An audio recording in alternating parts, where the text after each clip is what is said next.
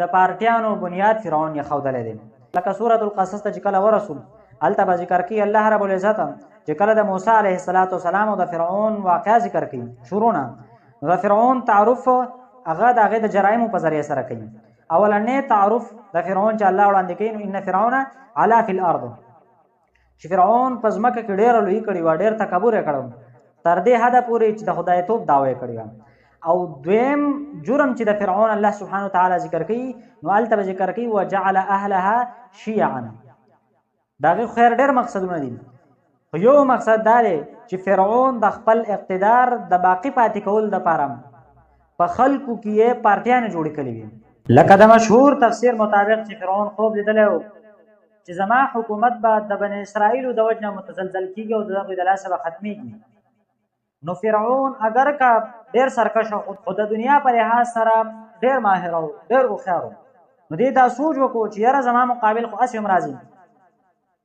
او فرعون په درجه د یقین کې و چې زما حکومت به متزلزل کېږي به او زما حکومت به ما نه نور څوک اخلي، خو راځه زما چې دا کم مقابل دی دې ته هم لاره خرابه کړم او څه نه څه مقابله د هغه سره وکړم. نو فرعون په خلکو کې پارټیانې جوړې کړې.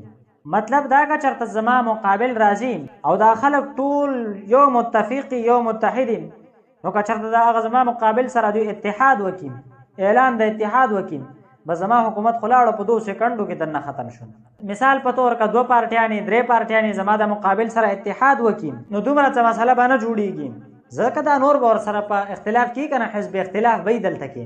او دا د پارټو او د تنظیمونو دا داسې نحوست دی چې کله دغه سوچ د یو انسان ذهن ته دننه شو بیا د دغه جماعت که په خطا باندې ولې نه د دغه مشر که په خطا باندې ولې نه دې ته خپله خطا ولې معلومه نه شي، خو دې بیا د هغې نه لاس نه اخلي. هغوی دپاره بیا مختلف قسمه دلایل ګوري، هغې دپاره بیا مختلف قسمه بهانې او دلایل او عذرونه مخ ته وړاندې کوي او خپله خبرې نه وروسته نه وړي. نو فرعون هم وویل چې یاره دا به په اختلاف کې شي نو کم از کم زما چې کم مقابل دی د هغه ډله به نه سوا کېږي، د هغې طاقت به نه مضبوطېږي، نو د څه وخت دپاره زما حکومت به برحال پاتې